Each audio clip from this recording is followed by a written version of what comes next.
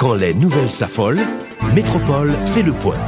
Le point tous les matins, à 8h, simultanément sur Radio et Télémétropole. Le point est une courtoisie de MSC Trading et Digicel. Madame, Monsieur, bonjour. Bienvenue à la rubrique Le Point de Radio et Télémétropole. Merci de votre intérêt et surtout de votre fidélité à cette rubrique. Nous avons le privilège d'accueillir sur le plateau aujourd'hui Vincent Degère, ambassadeur chef de la délégation de l'Union européenne à Port-au-Prince. Évidemment, c'est pour la première fois qu'il participe à cette émission.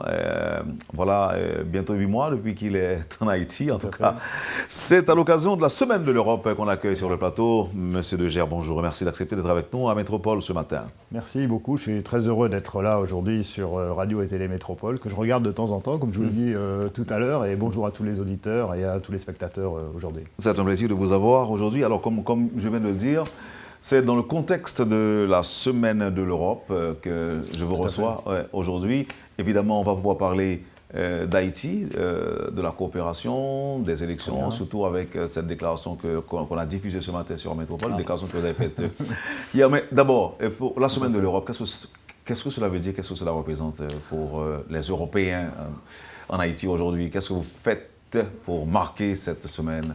Écoutez, c'est une semaine déjà qui va durer longtemps, parce qu'elle va commencer le 6, elle va finir le 14, donc c'est une grosse semaine, on va dire, qui est bien chargée, qu'on a mis en place. C'est une semaine placée sous le symbole de l'amitié, c'est une semaine placée sous le symbole de l'échange. Donc on va essayer de faire se rencontrer des artistes haïtiens et des artistes européens, donc qui travaillent ensemble, qui échangent, qui chantent ensemble, qui fassent des réalisations ensemble. Donc il y a une partie festive, il y a une partie ludique qu'on a prévue dans cette Semaine de l'Europe. Et puis on a aussi des choses sérieuses, évidemment, qu'on va faire. On a des conférences sur des thématiques importantes qu'on a essayé de mettre en place, sur la sécurité alimentaire, par exemple, sur l'urbanisme et la reconstruction dans de bonnes conditions pour éviter que les séismes, évidemment, ne viennent perturber après les habitations qui ont été construites. Donc un certain nombre de choses tout à fait pratiques. On aura une rencontre aussi du public avec les ambassadeurs de l'Union européenne, où ils pourront venir poser toutes les questions qu'ils veulent, sans tabou, avec mes collègues des États membres. Donc vous savez qu'il y a la France, l'Espagne, l'Allemagne et le Royaume-Uni qui sont représentés ici en Haïti. Donc on sera tous les 5 ici pour discuter à bâton rompu avec le public. Alors il y a une particularité quand même cette année que je tiens à souligner, qui est très, très spécifique, c'est qu'on va essayer de dire que tout ne se passe pas à Port-au-Prince. Haïti, c'est un très grand pays avec beaucoup de départements, et donc on va lancer cette Semaine de l'Europe, non pas ici, mais à Cap-Haïtien. C'est un peu un symbole, un peu un geste que vont faire, et qu'on va probablement répéter les années prochaines. On ira dans une autre ville, certainement, pour lancer les opérations, parce que l'Union européenne, elle ne travaille pas que ici, elle est présente sur tout le territoire d'Haïti. On aura tout un tas d'événements à Cap-Haïtien, vendredi le 6 et le samedi 7 également. On va inaugurer des bâtiments, des écoles, des pistes rurales, des bâtiments. Il y a plein de choses, il y a plein d'activités. Et il y aura encore une rencontre à Cap-Haïtien avec les ambassadeurs, mes collègues. On va faire aussi tous le déplacement là-bas pour rencontrer le public de Cap-Haïtien et plus généralement du nord du pays. Est-ce que ça va se passer sous un thème cette année? Si vous voulez, le thème, c'est un peu le festival de l'amitié et de la coopération Union européenne-Haïti. C'est ça la thématique qu'on a choisie et qu'on a voulu mettre en avant dans ce contexte-là. Comme je dis, sur le thème de l'échange, de la rencontre, de la discussion, du dialogue, c'est un peu ça Et puis aussi des valeurs.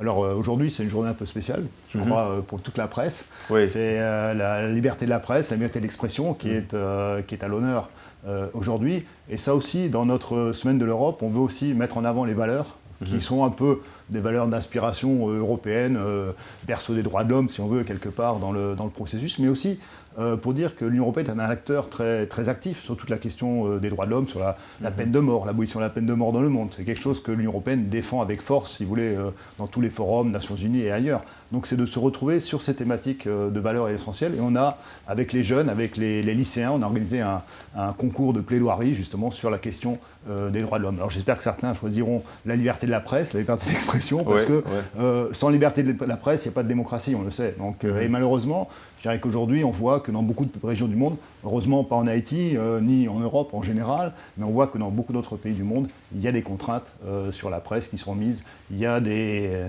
tabous qu'on applique, il y a des gens qu'on empêche de s'exprimer librement. Et ça, c'est inacceptable. Donc on va essayer de porter l'attention là-dessus. On peut présumer que ce n'est pas seulement une semaine de festivités, une semaine de célébration. Oui. Est-ce que c'est aussi une semaine de réflexion par rapport aux défis auxquels le monde fait face aujourd'hui, en particulier l'Union européenne? Tout à fait. Également, s'il y a des thématiques spécifiques sur lesquelles on est appelé à réfléchir au cours de la semaine, ce sera quoi? Écoutez, ça sera un peu, d'une part, au public de décider des thématiques qu'ils veulent aborder avec les ambassadeurs de l'Union européenne. On pourra parler de la situation économique de l'Union européenne, de la migration, qui est un des gros problèmes auxquels on est confronté. C'est vrai que souvent, on regarde sa réalité autour de soi, si je puis dire.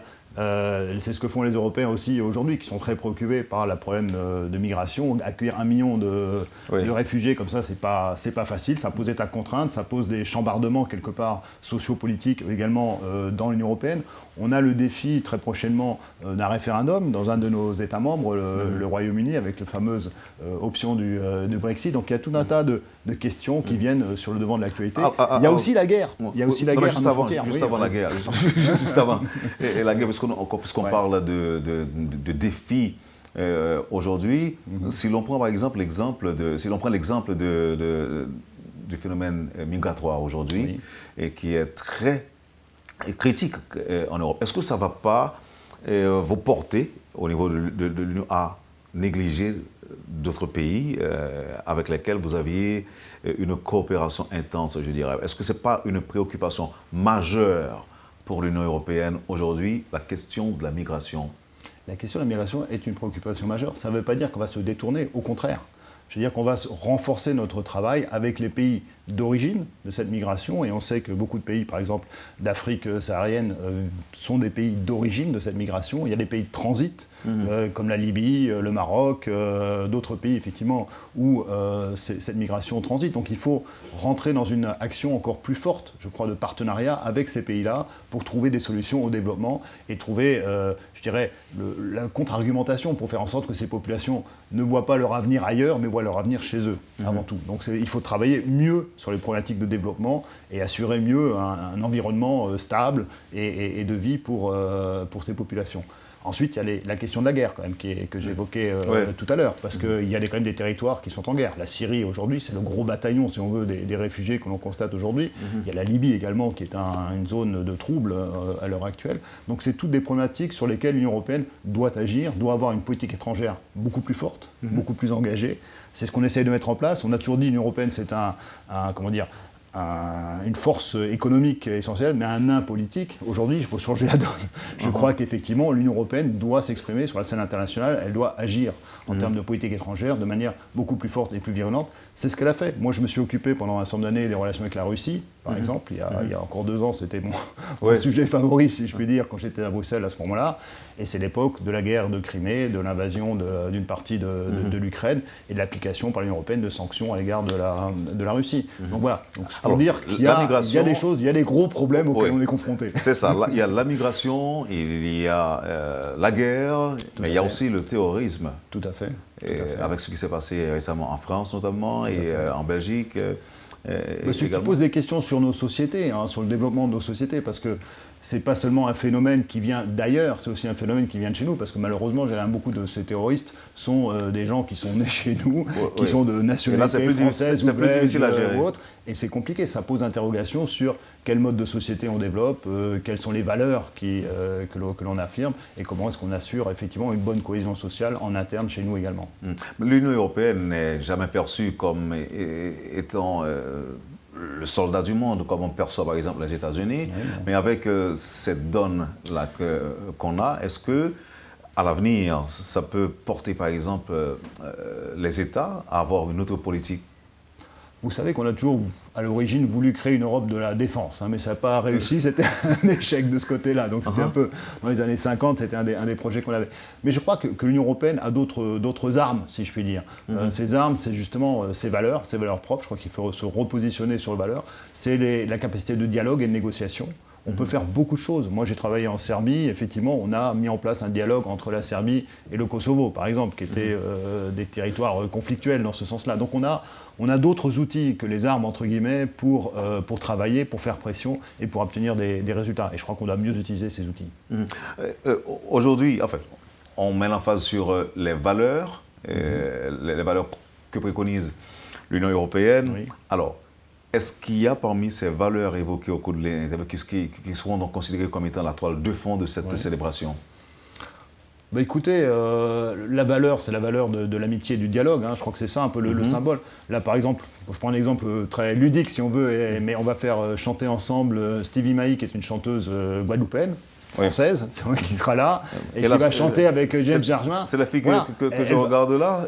Il y aura 5 concerts en tout, hein, donc il y aura beaucoup d'activités de 4, voilà. Je vois 4 dames, Ouais, 4 dames, et puis il y a 2 hommes. Il y a ici qui va chanter avec Bello, il y a James Germain qui chantera avec Stevie Maï ce soir-là, il y aura Josué aussi qui sera là, Gérald Josué qui va chanter aussi à la clôture du festival. Donc il y aura beaucoup d'activités ludiques, très bien, et elles seront précédées souvent d'une activité qui l'est moins. Ce sont soit des conférences avec les ambassadeurs, justement pour un dialogue et une discussion comme on le fait ce matin, et aussi pour aborder des thématiques, comme je disais tout à l'heure, sur l'urbanisation. Alors j'ai regardé votre télévision là tout à l'heure, on voit un peu les pluies, ce que ça amène comme problème d'aménagement des bassins versants, y compris dans les zones résidentielles. Donc il y a vraiment un souci d'aménagement du territoire et de préparation de ce côté-là. Et puis il y aura des thématiques comme la sécurité alimentaire et nutritionnelle. Là on a la semaine dernière, j'ai annoncé effectivement qu'on allait débloquer 38 millions d'euros pour se consacrer à cette priorité-là, de la sécheresse effectivement dans le pays. Donc voilà, c'est des thématiques, parce que cette thématique, pour moi, elle est très importante. Parce qu'on parle souvent de malnutrition ici en Haïti, un événement El Niño, climatique ou autre, qui l'explique. Mais ce n'est pas la seule cause. On sait qu'il y a un socle quelque part de malnutrition chronique dans le pays. Quand il y a un événement climatique, ça aggrave le processus. Mais le problème est toujours là. Donc il faut vraiment se poser la question de la conjugaison de l'urgence avec le développement durable. Et ça, c'est essentiel. Il faut trouver les bonnes réponses à ces grandes questions. Et c'est ce qu'on va essayer de débattre et de faire. Merci Vincent Degr. Et du 6 au 14 mai, une bonne semaine de l'Europe. Merci beaucoup. En Haïti.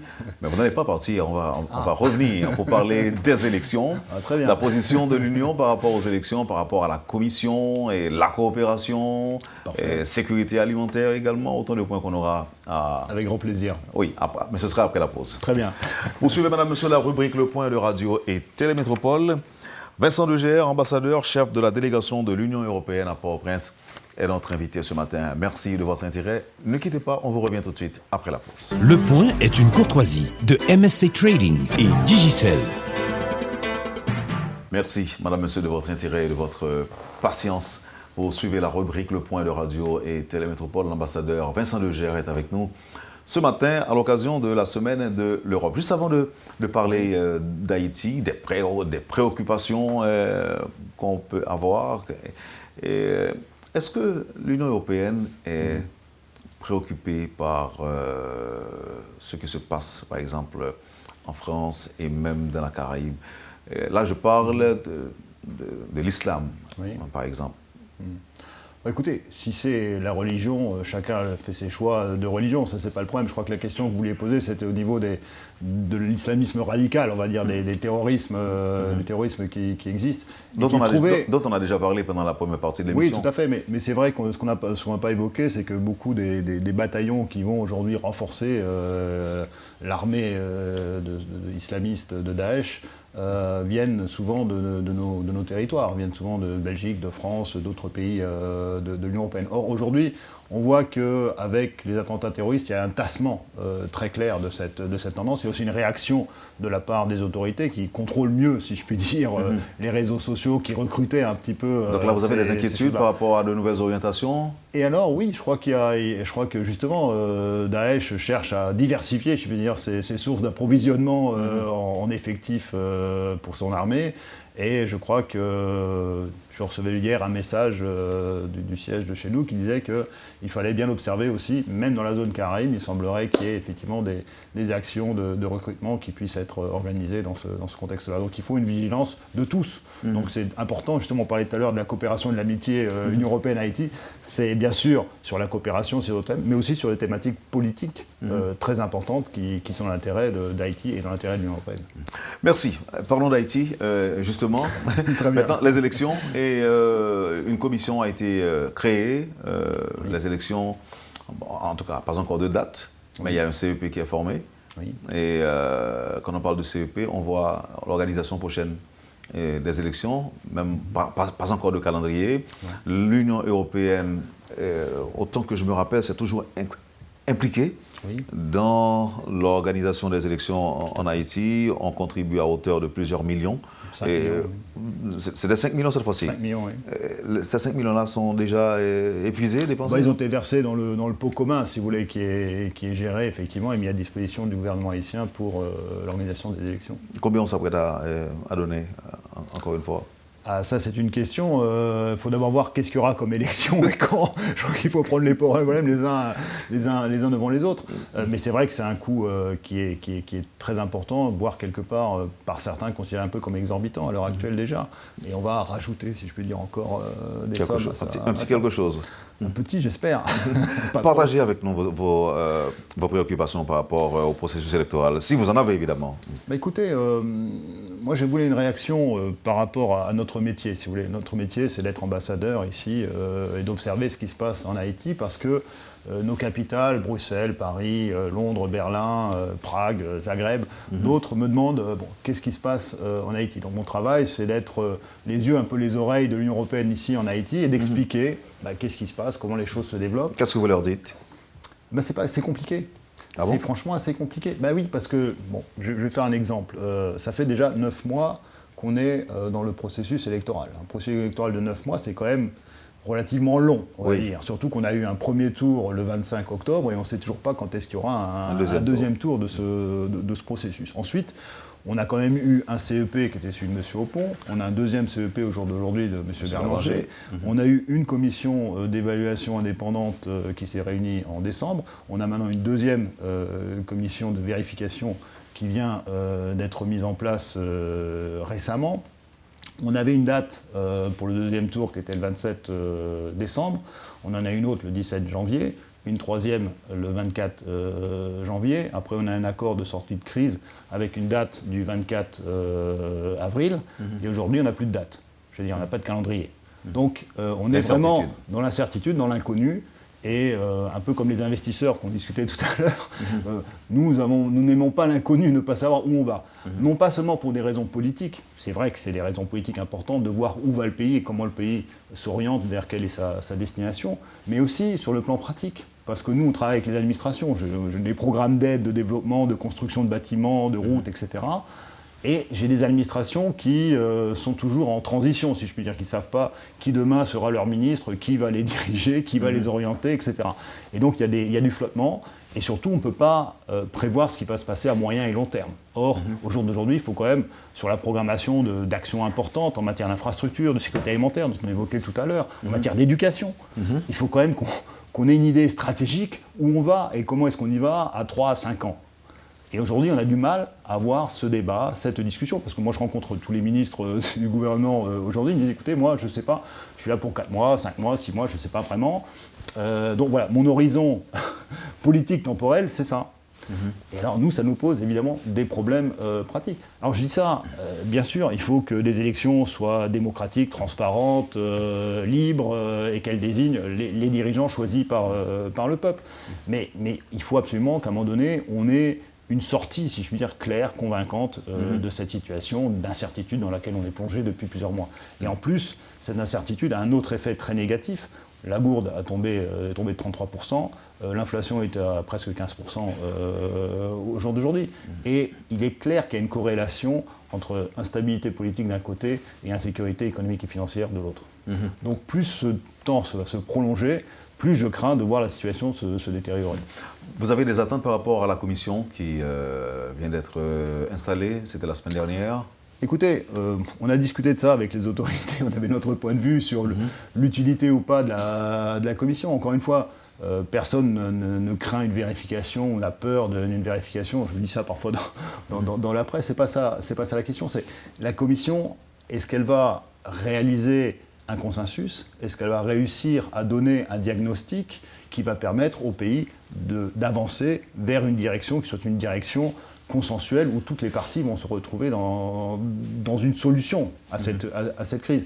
C'est ça l'enjeu. Alors j'espère que les membres de la Commission feront preuve d'une très très grande sagesse dans leurs décisions, justement parce qu'ils ont quand même des décisions importantes à prendre. Et moi, j'ai un petit peu d'appréhension, si vous voulez, franchement, pour dire le fond de ma pensée, parce que j'écoute les déclarations des uns et des autres, et je vois très bien qu'il y a déjà des attentes extrêmement contradictoires, si on veut, sur ce que devrait faire cette fameuse commission. Donc, j'espère qu'on va sortir de l'incertitude, j'espère qu'on va sortir de cette crise politique, mais j'attends de voir ce que la commission dira. Ce que ça va donner aussi. Tout à fait. Alors, dites-nous, monsieur l'ambassadeur, enfin, s'il faut parler maintenant de l'état de santé, de la coopération entre l'Union européenne et Haïti, je sais qu'avec certains pays européens, il y a toujours une coopération bilatérale, bien sûr. Mais la multilatérale serait également bien vivante, non? Avec l'Union, à travers l'UE? Oui, je pense qu'elle est extrêmement vivante et active. Malgré ce que je disais tout à l'heure à propos des difficultés que l'on a en ce moment, on fait des réalisations. La preuve, cette semaine, on va inaugurer le nouveau bâtiment du ministère des Travaux publics. Donc moi, je suis très content qu'on ait finalement réussi à construire ce grand bâtiment pour le ministère des Travaux publics. D'ailleurs, j'en annoncerai le coût, les contractants. J'ai aucun problème de transparence en ce qui concerne l'investissement qui a été réalisé et sa pleine réalisation. Donc c'est un édifice qui est bien.